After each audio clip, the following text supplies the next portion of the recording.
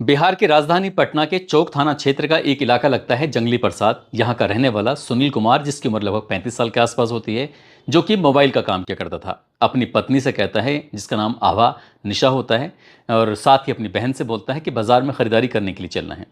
पत्नी को भी गाड़ी में पीछे बिठाता है और बहन को भी बिठाता है। बहन का भी बच्चा होता है और पत्नी का भी बच्चा होता है, और यहाँ से वो चल देते हैं। जैसे ये भी थोड़ा सा सफ़र तय किया था, ये तारीख थी 18 दिसंबर 2021 की, रात लगभग 7:30 बजे के आसपास। जैसे ही उसने अपनी पत्नी अपनी बहन को उसमें बिठाया, कुछ आगे चलने के बाद एक उसका दोस्त मिल जाता है। दोस्त का नाम होता है अभिषेक वर्मा उर्फ मस्तू। उम्र उसकी लगभग 40 साल के आसपास होती है। और जैसे ही बिहार की राजधानी पटना के नेशनल हाईवे 30 के पास एक बाईपास थाना लगता है, वहां पर एक कसेरा धर्म कांटा होता है। गाड़ी जब वहां पहुंचती है तो पहले से ही जाम की स्थिति बनी हुई थी। अब गाड़ी जाकर रुक जाती है। गाड़ी रुकी हुई थी, इसी बीच में एक हेलमेट लगाए हुए बाइक सवार एक व्यक्ति आता है, और यहाँ आने के बाद कंडक्टर की सीट पे जो बैठा हुआ था अभिषेक वर्मा उर्फ मस्तू, तो उसके पास जाता है, नॉक करता है, और जैसे अपना शीशा वो नीचे उतारता है। नीचे उतारने के बाद उसने ऑटोमेटिक गन निकालता है और एक के बाद एक गोलियां बरसाना शुरू कर देता है। इसी बीच में जो उसके बगल में यानी कि ड्राइवर की सीट पर सुनील कुमार बैठा हुआ था, उसने जोर जोर से चीखना शुरू किया, चिल्लाना शुरू किया, उसको रोकने की कोशिश की। लेकिन जो शूटर होता है वो न केवल अभिषेक को गोली मारता है, बल्कि जो उसके बगल में बैठा हुआ उसका दोस्त होता है, उसको भी एक के बाद एक गोलियां मारना शुरू कर देता है। कुछ ही सेकंडों में उसने लगभग 12 गोलियां चलाईं, और वो तब जब उसे इत्मीनान हो जाता है कि ये मर चुके हैं, खत्म हो चुके हैं, उसके बाद यहां से वो चला जाता है।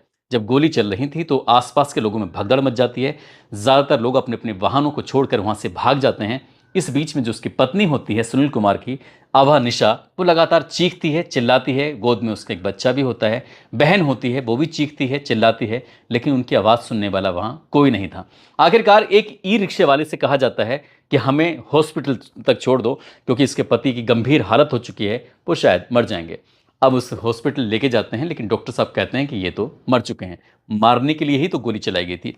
दरअसल आज की कहानी जो मैं आपको सुनाने जा रहा हूं, इस कहानी का इस घटनाक्रम से ताल्लुकात है। प्रत्यक्ष और अप्रत्यक्ष रूप से जुड़ा हुआ मामला है। एक कत्ल होता है, उसके बाद फिर कुछ साल बीत जाते हैं, एक और कत्ल होता है, और दोनों ही घटनाक्रम ने पूरे बिहार प्रदेश की राजनीति में तहलका मचा दिया, बिहार के व्यापारियों में तहलका मचा दिया, और हर जगह जहां जहां तक ये कहानी सुनी जाती है वहां वहां तक लोगों में डर फैल जाता है। आखिरकार इस डर के पीछे की कहानी क्या है, आज की इस कहानी के माध्यम से जानने की, समझने की कोशिश करते हैं।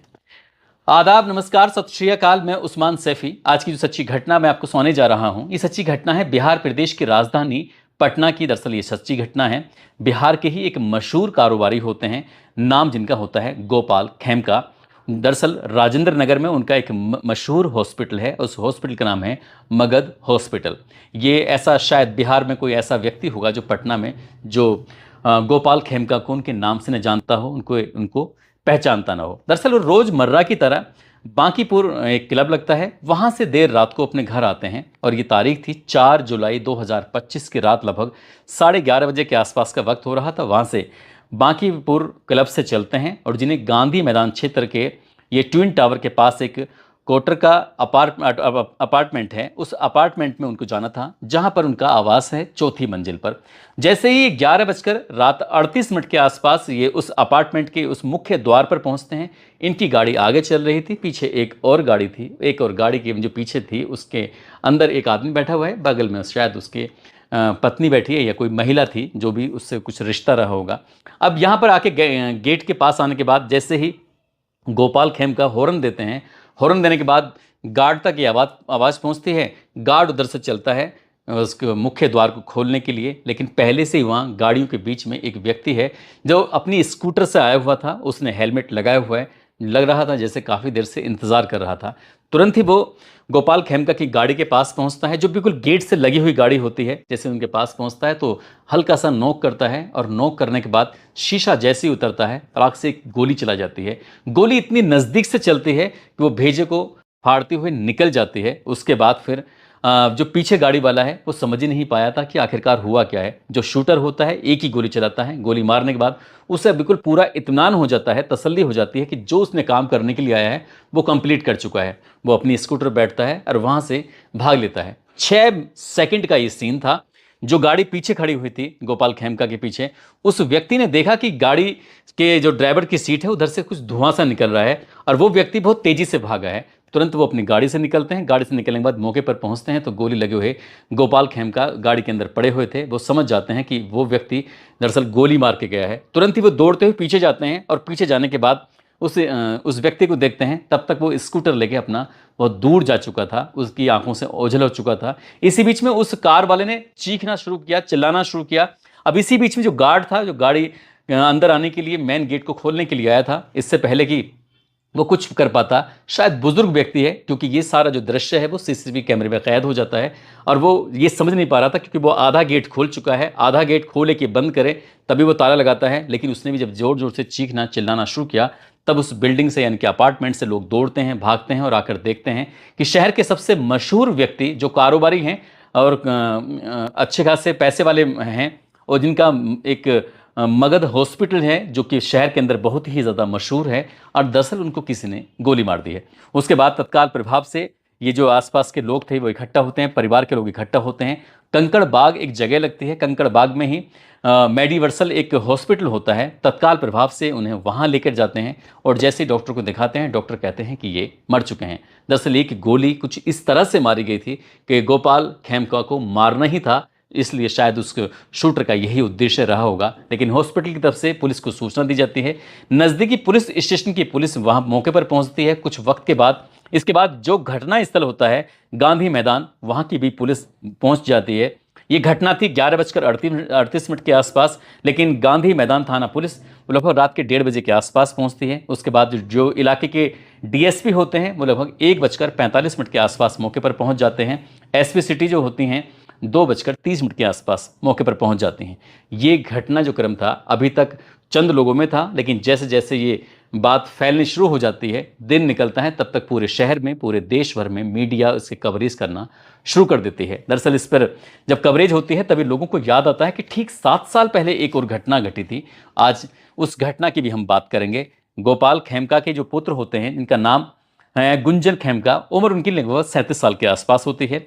बिहार के जिला वैशाली में एक हाजीपुर औद्योगिक क्षेत्र है, वहाँ पर उनकी एक अपनी फैक्ट्री होती है, जीके कॉटन मिल और एक्सेल पेपर फैक्ट्री। दरअसल वो उसमें जाने वाले थे। 20 दिसंबर 2018 की दोपहर लगभग 12:30 बजे के आसपास का वक्त हो रहा था। जैसे गोपाल खेमका अपने घर आने के लिए मेन गेट के पास खड़े हुए थे, ठीक वैसे ही उनके बेटे गुंजन गोपाल भी मेन गेट के पास आकर खड़े हुए थे, हॉर्न बजा रहे थे। और इसी बीच में हेलमेट पहना हुआ बाइक सवार एक व्यक्ति होता है, जिसके पास जो गाड़ी होती है, बाइक होती है, उस बाइक को लेकर वहाँ मौके पर आता है और जिसमें कोई रजिस्ट्रेशन नंबर वगैरह कुछ नहीं था। और उसने आने के बाद यहाँ पर एक ड्राइवर बैठा हुआ है कार के अंदर, और जो बगल में बैठे हुए हैं वो गुंजन खेमका बैठे हुए थे, जो कि आने वाली जिस फैक्ट्री में वो आ रहे थे उसके मालिक होते हैं। और जैसे ही उस व्यक्ति ने जो बिना रजिस्ट्रेशन की बाइक के साथ आता है, उसने हेलमेट लगाया हुआ था, उसकी पहचान हो नहीं रही थी। दोपहर के 12:30 बज रहे थे। जैसे उसने ड्राइवर की सीट, कंडक्टर की सीट वाली उसने जब खटका करना शुरू किया, उसने नॉक करना शुरू किया। जैसे शीशा उतरता है उसके बाद एक के बाद एक 3 गोलियां चलती हैं, और जैसे 3 गोली चलते हैं तो उसमें से तीनों की तीनों गोली जो हैं वो गुंजन खेमका को लग जाती हैं और गुंजन खेमका की मौके पर ही मौत हो जाती है। बराबर में उनके ड्राइवर बैठा हुआ है, ड्राइवर का नाम मनोज कुमार होता है। मनोज कुमार को भी गोली लगती है, लेकिन वो पीठ को छूती हुई निकल जाती है। उसके बाद फिर हंगामा खड़ा हो जाता है। 3 गोलियों की आवाज़ सुनने के बाद मेन गेट पर उसके अंदर जो कर्मचारी काम कर रहे थे, आसपास के जो लोग थे, वो तमाम कोशिशें करते हैं, ईंट चलाते हैं, पत्थर चलाते हैं, लेकिन जिसने गोली चलाई थी वो गोली चलाता है, अपनी बाइक पर बैठता है और वहाँ से आराम से भाग जाता है। और भाग जाता है तो उसके बाद फिर इस घटनाक्रम की गूंज पूरे बिहार प्रदेश में फैल जाती है। हर कोई इस घटना को लेकर चर्चा करना शुरू कर देता है। दरअसल मशहूर कारोबारी जो पटना के रहने वाले होते हैं, गोपाल खेमका के जो बेटे होते हैं गुंजन खेमका, दरअसल उनकी गोली मारकर हत्या कर दी जाती है। उसके बाद फिर पूरे देश भर में इस घटना को लेकर चर्चा शुरू हो जाती है और पुलिस पर दबाव पड़ जाता है। पुलिस ने इस मामले की जब जांच पड़ताल करना शुरू किया तो ये इस घटना से जुड़े हुए जितने भी लोग थे उन लोगों की तलाश शुरू कर दी जाती है कि आखिरकार हत्या क्यों की, किसने की, इसके पीछे के क्या कारण रहे थे। लगभग 1,10,000 मोबाइल थे जो आसपास के जो टावर होते हैं वहाँ पर वो देखे जाते हैं, उनको फिर रडार पे लिया जाता है। अब इनकी पड़ताल करना शुरू कर दिया जाता है। छांटते छांटते पुलिस के सामने एक बहुत लंबा चौड़ा एक नंबर था, इनकी 1,10,000, उसमें से कातिल को ढूंढना था। आखिरकार पुलिस 50 नंबरों तक पहुंच जाती है। 50 ऐसे संदिग्ध को हिरासत में ली जाता है, उनसे पूछताछ की जाती है। अब चाहे इसमें सीआईडी हो, एसटीएफ हो या फिर लोकल की पुलिस हो, वो अपने स्तर से जांच कर रही थी। काबिल ऑफिसर इसमें लगाए जाते हैं और काबिल ऑफिसर लगाने के बाद तब पता चलता है एक आदमी का नाम सामने आता है। कुख्यात अपराधी होता है जिसका नाम अभिषेक वर्मा उर्फ मस्तू होता है। दरअसल उसके बारे में पता चलता है कि वो न केवल अपराधी है बल्कि उसने कई सारी हत्याएं भी कर रखी हैं। 20 से ज़्यादा उस पर आपराधिक मामले उस पर चल रहे थे। पुलिस उसको गिरफ्तार करने की लगातार कोशिश कर रही थी और हत्या के पीछे के कारण सामने ये आते हैं कि लगभग 13 बीघा जमीन जो कि वैशाली हाईवे के बिल्कुल किनारे थी, उसी को लेकर विवाद था और इसलिए उस कारोबारी जिसका नाम होता है गुंजन खेमका, उसकी हत्या कर दी जाती है। 3 गोलियां उसको मारी जाती हैं। पुलिस ने आखिरकार 10 फरवरी 2019 की बात है, जो कुख्यात अपराधी होता है जिसने ये गोली चलवा दी या चलाई थी, उसको पुलिस गिरफ्तार कर लेती है, अभिषेक वर्मा उर्फ मस्तू, और साथ में उसका पकड़ा जाता है राहुल उर्फ चीकू। पुलिस ने गिरफ्तार करके जेल भेज देती है। कुछ वक्त के बाद उनको जमानत मिल जाती है। दरअसल ये जो फैमिली है, खेमका फैमिली, इसके पास अपने पेट्रोल पंप भी हैं, इनके पास कई फैक्ट्रियां भी हैं। तब जब ये घटनाक्रम हो जाता है तो उस घटनाक्रम के बाद आखिरकार जो इसके पिता हैं, अपने बेटे की मौत के बाद अपनी कई फैक्ट्रियों को बंद कर देते हैं। उसके बाद वो अपनी एक सुकून की ज़िंदगी जीना चाहते थे, इसलिए इन्होंने अपना पेट्रोल पंप वगैरह वो भी चलता रहते हैं और साथ ही एक हॉस्पिटल खोला, मगध हॉस्पिटल के नाम से, जो काफ़ी फेमस था, मशहूर था। और ये मशहूर कारोबारी राजनीति में भी दखल। उस वक्त जब इनके बेटे की हत्या होती है तो बेटा भी इनका भारतीय जनता पार्टी से, व्यापारी प्रकोष्ठ से वो जुड़ा हुआ था, लेकिन फिर भी उसकी हत्या हो जाती है। और ये बताया जाता है कि 18 दिसंबर 2021 को पटना सिटी बाईपास थाने के पास कसेरा एक धर्मकांटा लगता है। वहां पर जब अभिषेक अपने दोस्त सुनील के साथ जा रहा था, इसी बीच में शूटर आता है, ठीक वैसे ही गोली चलाता है जैसे क्या गुंजन खेमका को गोली मारी थी, और खटका करता है गाड़ी पर। उसके बाद एक ऑटोमेटिक पिस्टल से लगभग 10 से 12 गोलियां चलाई जाती हैं। वहां उसमें जो अभिषेक होता है वो भी मारा जाता है, उसका दोस्त भी मारा जाता है, लेकिन जो पीछे बच्चे बैठे हुए थे, महिलाएं बैठी हुई थी, वो बिल्कुल सुरक्षित रहते हैं, उन पर कोई आंच नहीं आती। पुलिस ने इस मामले में क्या जांच पड़ताल की, कौन था इसके पीछे, मैंने ये जानने की कोशिश की, लेकिन उसका पता नहीं चल पाता। लेकिन ये भी मीडिया में दावा किया जा रहा था कि जिस तरह से इन्होंने गुंजन खेमका की हत्या का खुलासा किया था, उस हत्या का खुलासा के बाद और खुद उसकी अभिषेक उर्फ जो मस्तू होता है उसकी भी हत्या कर दी जाती है, सेम टू सेम एक ही स्टाइल में। और बेटे की हत्या के ठीक 7 साल के बाद गोपाल खेमका की 4 जुलाई साल 2025 की रात लगभग 11:38 के आसपास उनकी ही अपार्टमेंट के ठीक सामने जो मुख्य द्वार होता है, वहाँ पर एक ही गोली मारी जाती है और एक गोली मारकर उनकी हत्या कर दी जाती है। जिस तरह से गुंजन खेमका की हत्या होती है, शूटर की हत्या होती है, गुंजन खेमका के पिता गोपाल खेमका की हत्या होती है, ऐसा लगता है तीनों की हत्याएं बिल्कुल सेम टू सेम एक ही पैटर्न पर, एक ही तरीके से की हैं। अगर ये हत्याएं एक तरीके से हुई हैं तो आखिरकार फिर जो गुंजन खेमका की हत्याकांड का खुलासा हुआ था तो उसमें कितना सच है कितना नहीं, ये तो खैर आप सहज ही अंदाजा लगा सकते हैं। मीडिया ने 7 साल के बाद इस मामले को फिर से उठाना शुरू किया और ये बताने की कोशिश की कि शायद पुलिस ने उतनी तफ्तीश उतनी शिद्दत से नहीं की, क्योंकि जब ये हत्याकांड इनका हो जाता है, अभिषेक और उसका जो साथी होता है वो मारे जाते हैं, तो शायद ये फाइल बंद हो जाती है। और बंद होने के 7 साल के बाद पिता की भी ऐसे ही हत्या कर दी जाती है। पिता की जब हत्या होती है, पूरे बिहार प्रदेश की राजनीति में एक तरह से भूचाल आ जाता है। हालांकि पुलिस ये दावा कर रही है कि हम हत्यारे हैं, उनको जल्द से जल्द गिरफ्तार कर लेंगे। इस मामले की उच्च स्तरीय जांच पड़ताल की जा रही है और जब हत्यारे पकड़े जाएंगे तो उनके घर को भी गिरा दिए जाएंगे, उनका एनकाउंटर भी कर दिया जाएगा। क्या वाकई पुलिस इस बार जैसे क्या गुंजन खेमका की जांच होती है, यदि ऐसी ही जांच हुई तो हो सकता है कि एक और नई कहानी कोई मेरे जैसा ही पत्रकार शायद सुनाएगा। अगर पुलिस ने ठीक से जांच की तो शायद ये कहानी का आज हमेशा के लिए द एंड हो जाएगा, क्योंकि जो कातिल होगा वो पुलिस की जांच के बाद पकड़ा ही जाएगा। हम उम्मीद यही करते हैं कि पुलिस अपनी ईमानदारी से काम करे और गोपाल खेमका की हत्याकांड में जो भी शामिल हैं उनको जल्द से जल्द गिरफ्तार करे। गिरफ्तार करने के बाद कोर्ट से कम समय में उनको सजा दिलवाए, ताकि भविष्य में खेमका फैमिली के साथ कोई ऐसी और घटना ना हो। क्योंकि ये भी बताया जाता है साल 2016 में उनके परिवार के बेटे को धमकी दी गई थी और साल 2018 में भी धमकी दी गई थी। एक बार नहीं, 2 बार नहीं, बल्कि 3 बार फ़ोन पर धमकी दी गई थी और इस फैमिली पर वाकई खतरा मंडराया हुआ था। हालांकि जब एक पत्रकार ने ये सवाल पूछा कि उनकी सुरक्षा को लेकर क्या इंतजाम किए गए थे, तो वो कहते हैं कि उनके लिए लगभग 6 साल तक सुरक्षा गार्ड लगा रहा था, लेकिन सुरक्षा गार्ड के उन्हें पेमेंट करना पड़ता था, तो शायद इसलिए उन्होंने पिछले साल की अप्रैल 2024 में उसे हटा लिया। लेकिन इस हत्या के बाद, गोपाल खेमका की हत्या के बाद, उनका जो बेटा बचा हुआ है जिसका नाम गौरव है, उसकी सुरक्षा के लिए 2 गार्ड लगा दिए गए हैं। हो सकता है भविष्य में पुलिस इनको भी हटा ले।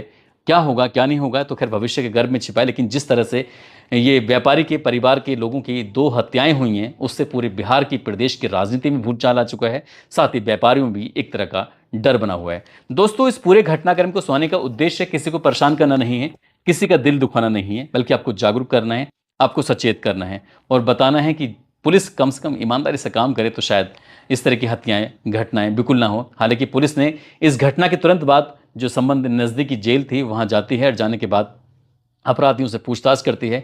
पुलिस का यह भी दावा है कि उनको बहुत अहम सुराग लगे हैं, जल्दी घटनाक्रम का खुलासा भी कर दिया जाएगा। जाते जाते कोलकाता के रहने वाले हैं रोहित चौधरी, साथ ही राजस्थान के रहने वाले हैं नरेश कुमार बिश्नोई। आज इनका जन्मदिन है, इनको जन्मदिन की ढेरों सारी शुभकामनाएं, बहुत बहुत मुबारकबाद। कुछ लोगों ने नाम लेने की अपील की है, जिसमें रमन पटेल हैं, राहुल नेगी, जोया खान, रोहित यादव, मुकेश सिंह, फूल सिंह यादव, अनीश खान, फैज़ खान, पंकज चौहान, मोहम्मद अकरम, ब्रजेश कुमार, योगेंद्र कुमार, जगमोहन यादव, मोहम्मद साबिर, जिदान अहमद खान, सर्वेश शुक्ला, गौरव तिवारी। आप सब लोग अपना ख्याल रखें, सुरक्षित रहें। जय हिंद, जय भारत।